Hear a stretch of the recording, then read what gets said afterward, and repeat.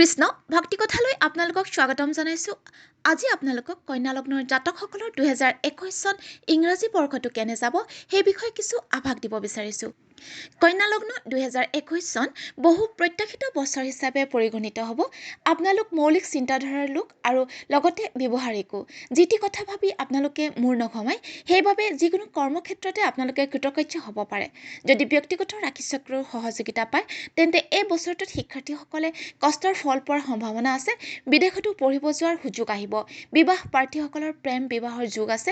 সন্তানৰ পৰা সুখবৰ পাব আৰু সন্তান সম্ভৱা মাতৃসকলৰ শুভ।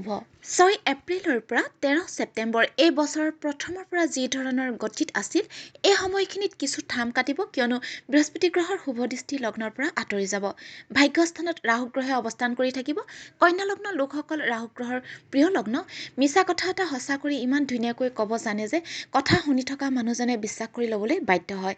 গতিকে এই বছৰটো আপোনালোকৰ সপক্ষে যাব আৰু অপ্ৰত্যাশিতভাৱে লাভৱানো হ'ব। যদিহে ব্যক্তিগত ৰাশিচক্ৰই সহায় কৰে।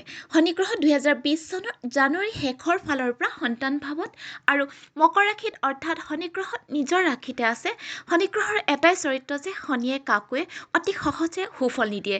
কিন্তু বৃহস্পতি গ্ৰহে 2020 চনৰ নৱেম্বৰৰ শেষৰ ফালৰ পৰা সন্তান ভাৱলৈ অৱস্থান কৰাত শনি গ্ৰহে দিব পৰা বাধাবোৰ 2021 চনত নাহিব।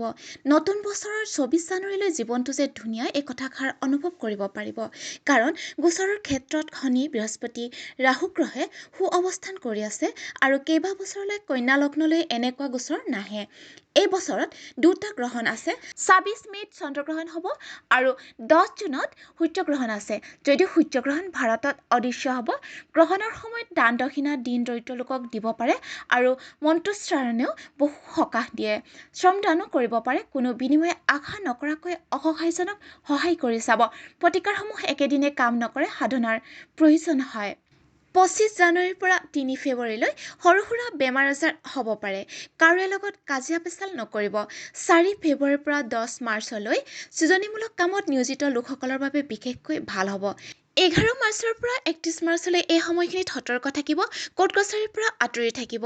1 এপ্ৰিলৰ পৰা 15 এপ্ৰিললৈ এইবাৰ বসন্ত ঋতু আপোনালোকৰ। 16 এপ্ৰিলৰ পৰা 30 এপ্ৰিললৈ ঘৰৰ বয়সস্থজনৰ সময়বোৰ ভালে নাযাব, তাৰ প্ৰতি লক্ষ্য ৰাখিব আৰু কিছুমান সমস্যাই এই সময়খিনিৰ পৰা মূৰ দাঙি উঠিব পাৰে। 1 মে'ৰ পৰা 25 মে'লৈ কৰ্মসূত্ৰে দূৰ ভ্ৰমণ কৰি লাভৱান হ'ব। 26 মে'ৰ পৰা 2 জুনলৈ কাৰ্যক্ষেত্ৰত উন্নতি কৰিব।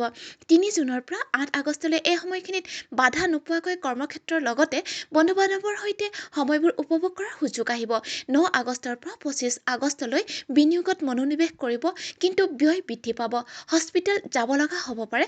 26 আগষ্টৰ পৰা 20 নৱেম্বৰলৈ নিজৰ জীৱনক লৈ পূৰা মাত্ৰাই ধ্যান দিব। কন্যা লগ্নৰ জাতকসকলে ভোগ কৰিব নাজানে, টকা পইচা খৰচ কৰি বেয়া পায়। 21 নৱেম্বৰৰ পৰা 9 ডিচেম্বৰ এই সময়খিনিত ভাই ভনীৰ লগত যাতে মনোমালিন্য নহয়, সতৰ্ক থাকিব। 10 ডিচেম্বৰৰ পৰা ঘৰত সুখেৰে কটাব পাৰিব। ভক্তিকথৰ পৰিয়ালৰ সকলোকে এটাই অনুৰোধ যে 2021 চনৰ বৰ্ষফল লগ্নৰ ওপৰত ভিত্তি কৰিহে প্ৰস্তুত কৰা হয়। চন্দ্ৰ ৰাশিৰ ওপৰত গণনা কৰি বনোৱা হোৱা নাই। আপোনালোকৰ লগ্ন কি যদি নাজানে, তেন্তে নিজৰ কুষ্টি বা শুৱনিখন উলিয়াই ল'ব আৰু তাত চক্ৰ আঁকি থোৱা দেখা পাব। তাতে এটা ঘৰত লং বুলি লিখা থাকিব।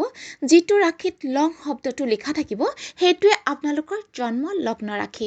চন্দ্ৰ ৰাশিৰ ওপৰত গণনা এই কাৰণে কৰা হোৱা নাই যে চন্দ্ৰ ৰাশিৰ পৰা মানুহ এজনে বিভিন্ন পৰিৱেশ পৰিস্থিতিত মনত কেনেধৰণৰ কথা খেলায় সেই বিষয়ে জানিব পাৰে, কিন্তু লগ্ন ৰাশিৰ পৰা প্ৰকৃততে আমাৰ কি ঘটে সেই বিষয়ে জানিব পাৰি। ৰজা হোৱা বা নিজকে ৰজা বুলি ভাবি থকাৰ মাজত যিদৰে পাৰ্থক্য আছে, ঠিক তেনেকুৱা কথা।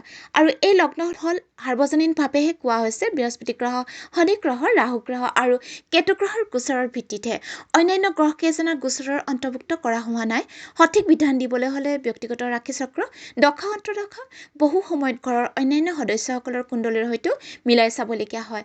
আৰু লগ্নৰ বিষয়ে আপোনালোকক কোনো সন্দেহ থাকে, তেন্তে পৰিচিত কোনোবা জ্যোতিষীৰ দ্বাৰা জানি ল'ব। নহ'লে ফোন নম্বৰ দিয়া হৈছে, হোৱাটছএপৰ জৰিয়তেও সুধিব পাৰিব। কৃষ্ণ।